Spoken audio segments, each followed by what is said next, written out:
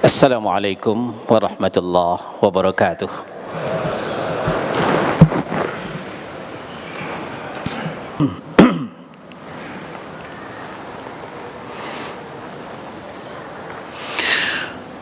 Innal hamdalillah nahmaduhu wa nasta'inuhu wa nastaghfiruh wa na'udzu billahi min syururi anfusina wa min sayyiati a'malina may yahdihillahu fala mudilla lahu wa may yudlil fala hadiyalah wa asyhadu an la ilaha illallah wahdahu la syarika lah wa asyhadu anna Muhammadan 'abduhu wa rasuluh.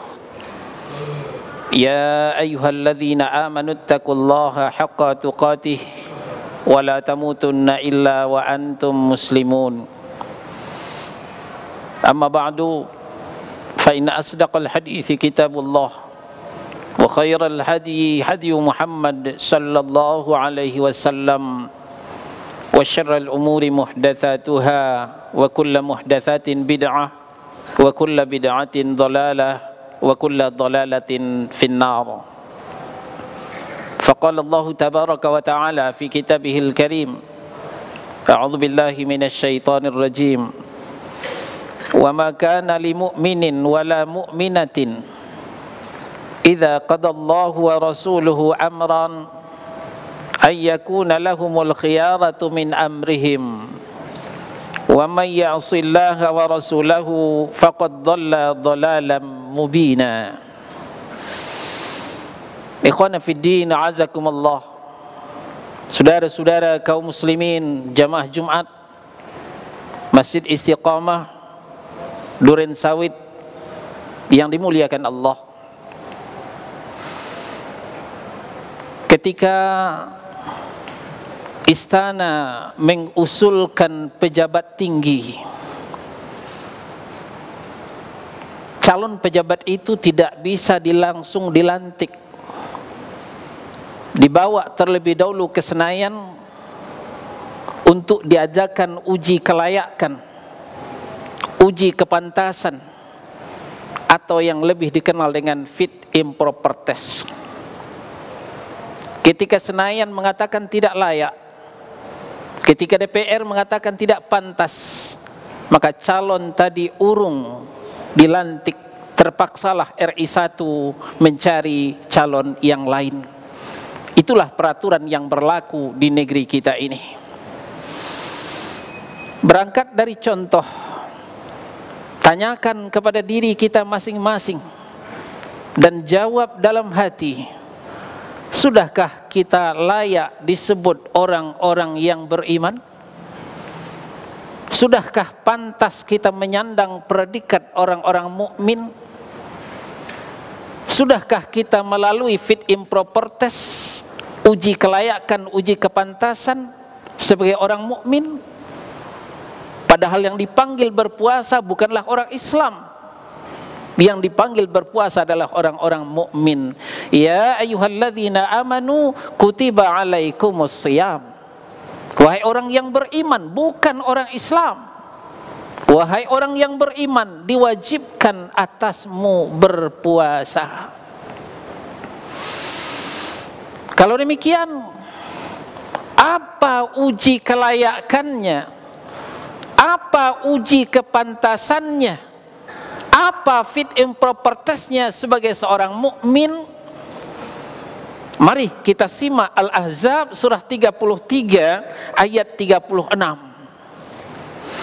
Wa ma kana lil mu'minin wala mu'minatin. Tidak layak bagi laki-laki mukmin, tidak juga pantas bagi wanita mukminah, idza qadallahu wa rasuluhu amran, apabila Allah dan Rasulnya sudah menetapkan suatu keputusan, ayyakuna lahumul khiyaratu min amrihim, bahwa akan ada bagi mereka pilihan lain dalam urusan mereka itu. Putih kata Allah dan Rasul, hitam katanya. Ke barat kata Allah dan Rasul, ke timur katanya. Itu berarti tidak pantas dikatakan orang beriman, tidak layak menyandang predikat orang-orang mukmin.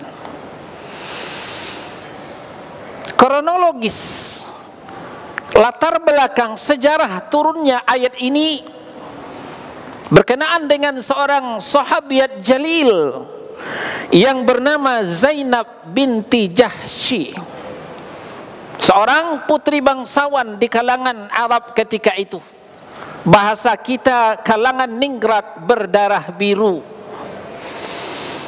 Lalu atas perintah Allah, Rasulullah sallallahu alaihi wasallam melamar untuk dijodohkan kepada mantan budak beliau. Siapa? Zaid bin Harithah. Tentu Zainab binti Jahsy keberatan, manusiawi. Kita pun juga begitu. Anak kita dijodohkan dengan mantan budak, kita mikir dulu, memang tidak ada laki-laki lain. Tapi karena ini perintah Allah, karena ini Rasulullah sallallahu alaihi wasallam yang melamar, maka disinilah fit impropertes layaknya menyandang predikat seorang mukmin ataukah mukminah. Langsung turun teguran keras dari Allah Subhanahu wa taala, wa ma kana lil mu'minin wala mu'minatin.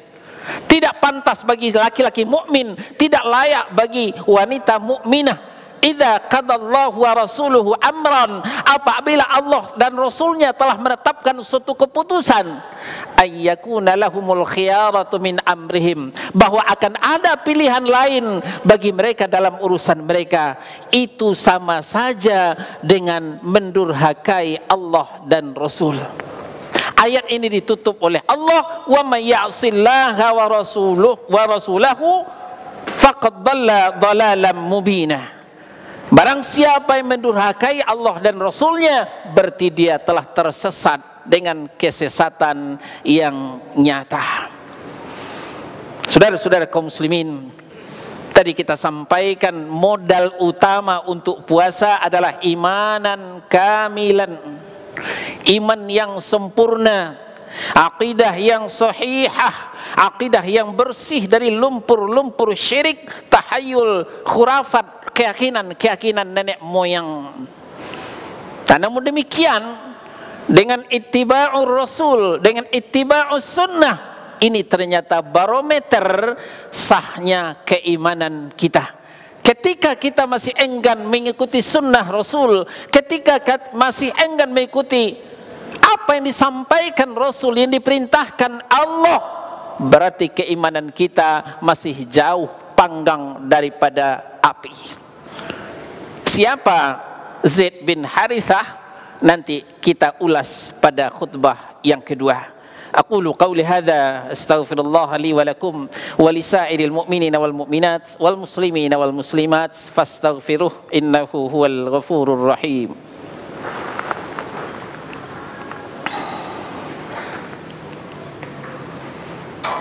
Alhamdulillah hamdan katsiran thayyiban mubarakan fih kama yuhibbu rabbuna wa yarda. Asyhadu an la ilaha illallah wahdahu la syarika lah wa asyhadu anna Muhammadan abduhu wa rasuluh. Ya ayyuhalladzina amanu taqullaha wa qulu qawlan sadida yuslih lakum a'malakum wa yaghfir lakum dhunubakum wa may yuti'illaha wa rasulahu faqad faza fawzan 'azima. Faqala Allah tabaraka wa ta'ala fi kitabihil karim,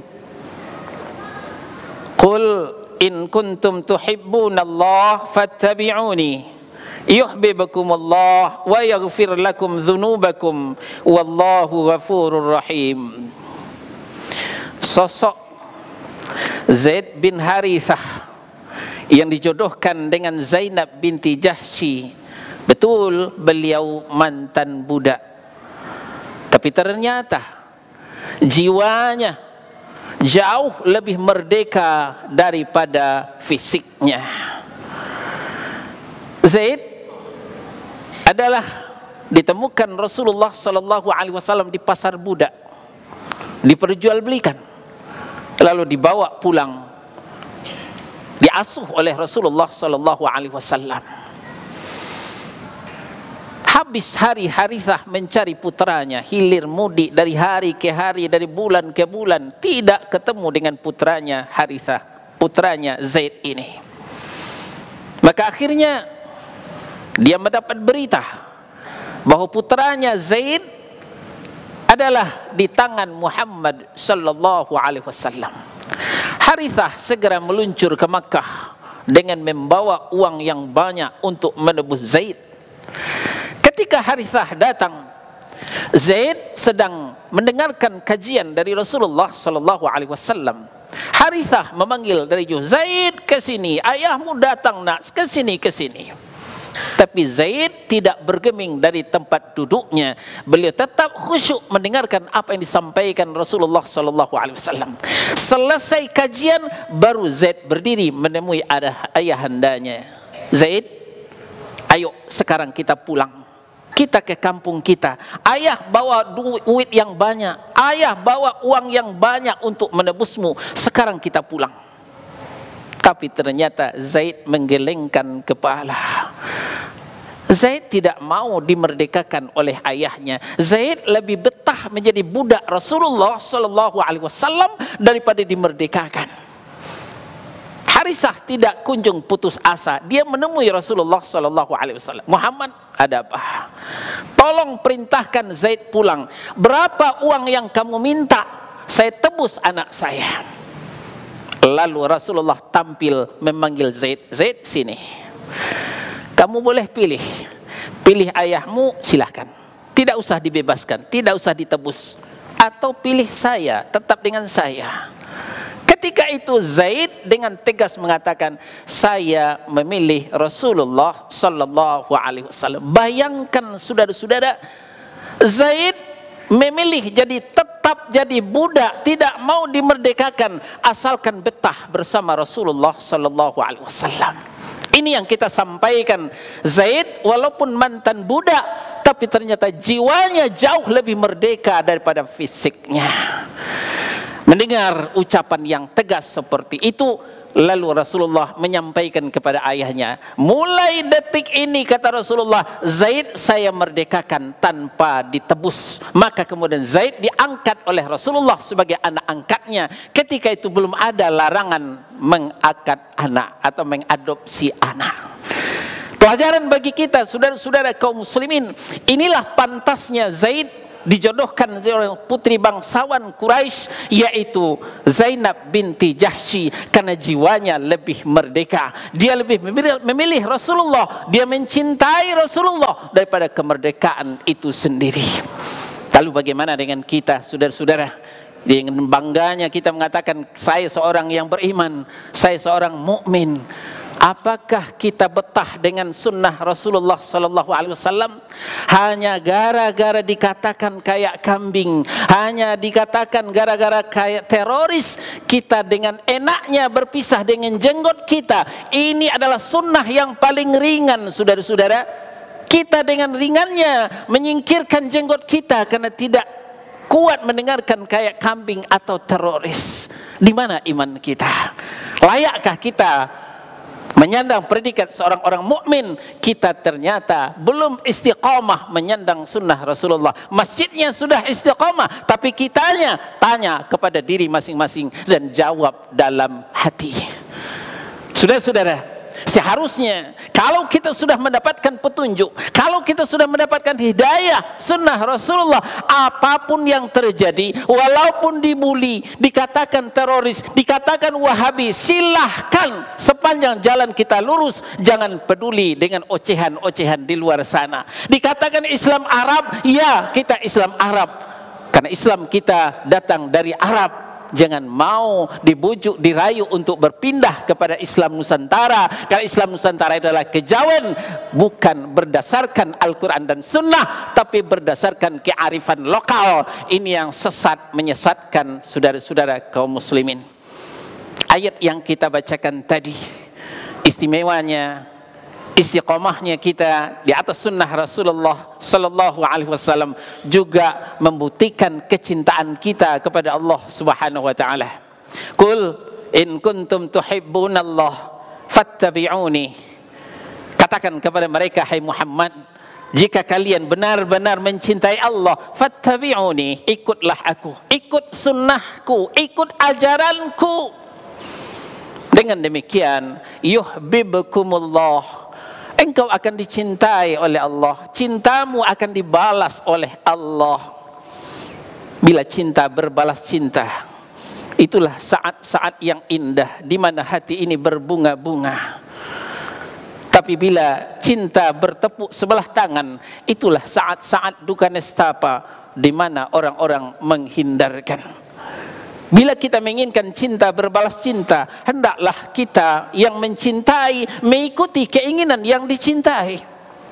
Begitupun kita mencintai Allah. Kalau mau cinta kita dibalas oleh Allah, tidak ada jalan lain, yaitu mengikuti keinginan Allah. Keinginan Allah tidak banyak, ikutilah utusannya. Ittiba'ur Rasul, ittiba'us sunnah, satu-satunya jalan untuk mendapatkan balasan cinta Allah Subhanahu wa taala. Cukup sampai di situ? Belum, masih ada bonus. Wa yaghfir lakum dzunubakum, Allah akan mengampuni dosa-dosamu, karena memang Allah itu wallahu ghafurur rahim, Allah itu Maha Pengampun lagi Maha Penyayang. Fa'tabiru ya ulil absar la'allakum turhamun. Allahumma salli ala Muhammad wa ala ali Muhammad kama sallaita ala ali Ibrahim innaka Hamidum Majid. Allahumma barik ala Muhammad wa ala ali Muhammad kama barakta ala ali Ibrahim innaka Hamidum Majid. Allahumma ighfir lil mu'minina wal mu'minat wal muslimina wal muslimat الأحياء منهم والأموات إنك سميع قريب مجيب الدعوات آمين آمين آمين يا قاضي الحاجات. ربنا ظلمنا أنفسنا وإن لم تغفر لنا وترحمنا لنكونن من الخاسرين. لا إله إلا أنت سبحانك إني كنت من الظالمين. ربنا تقبل منا إنك أنت السميع العليم وتب علينا إنك أنت التواب الرحيم. ربنا لا تزغ قلوبنا بعد إذ هديتنا وهب لنا من لدنك رحمة إنك أنت الوهاب. ربنا آتنا في الدنيا حسنة وفي الآخرة حسنة وقنا عذاب النار والحمد لله رب العالمين.